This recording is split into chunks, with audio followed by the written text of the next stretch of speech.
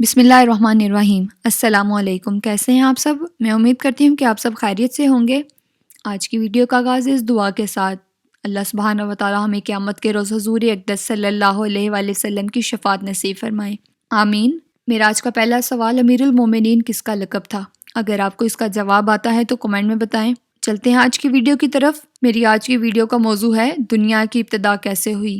दोस्तों, ये बात तो सभी जानते हैं कि सबसे पहले इंसान सैयदना आदम अलैहिस्सलाम है, लेकिन सवाल ये पैदा होता है कि इंसान की पैदाइश से पहले क्या था? अल्लाह ताला ने अपनी बेशुमार मखलूक़ात में से सबसे पहले किसको पैदा फरमाया?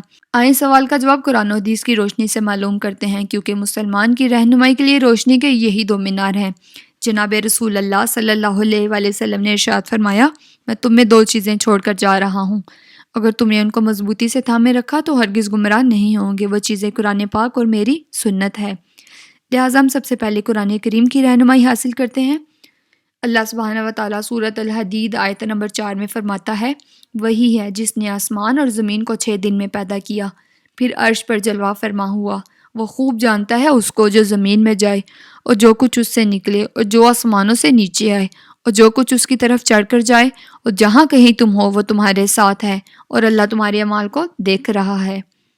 इसी तरह अल्लाह सुब्हानहू व तआला सूरत हूद आयत नंबर 7 में फरमाता है, और अल्लाह ही है जिसने आसमान और ज़मीन को 6 दिन में पैदा किया और उसका अर्श पानी पर था।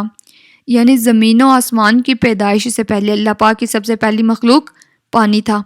अल्लाह ताला एक और जगह इरशाद फरमाता है, और पानी से हमने हर जानदार को पैदा किया, और उसी ने ज़मीन के ऊपर पहाड़ कायम कर दिए, और उसी ने ज़मीन में बरकत रखी, और ज़मीन में रहने वालों के लिए ग़ज़ाएँ भी उसी ज़मीन में मुकर्रर कर दी।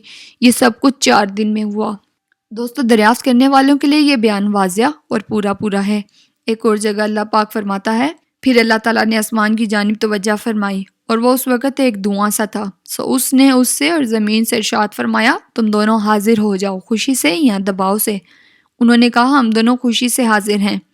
2 दिन में उनको 7 आसमान बना दिया, और हर एक आसमान में उसके मुनासिब हाल हुक्म भेज दिया, और हमने आसमान को चिरागों यानी सितारों से आरास्ता किया और उस आसमान की दुनिया की हिफाजत की। ये उस खुदा का मुकर्रर करदा निज़ाम है जो कमाल कुव्वत और कमाल इल्म का मालिक है। दोस्तों, ज़मीन और उसके मुतल्लिक चीज़ें ये सब 4 दिन में मुकम्मल हुई। 2 दिन में ज़मीन और 2 दिन में उसी के ऊपर उसके मुतल्लिक चीज़ें यानी किस्म किस्म के मेवे, फल, दरख्त, गल्ले, हैवानात वगैरह पैदा फरमाए।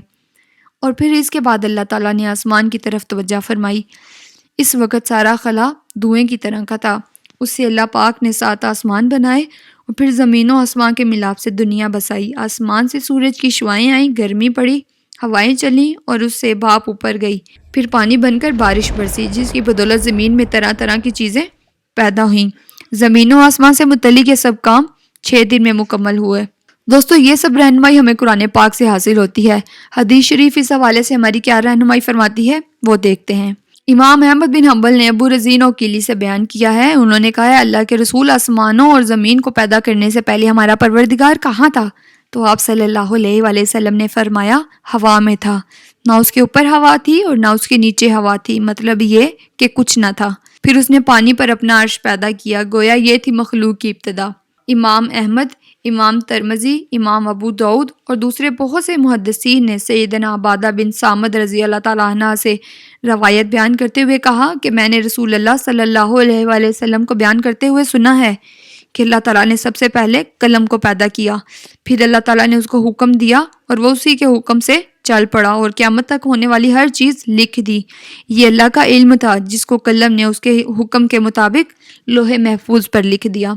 बुखारी शरीफ की हदीस में है कि यमन से आए हुए एक वफ़द ने रसूल अल्लाह सल्लल्लाहु अलैहि वसल्लम से कहा, हम आपके पास दीन की समझ और इब्तिदाई खल्क के बारे में पूछने के लिए आए हैं।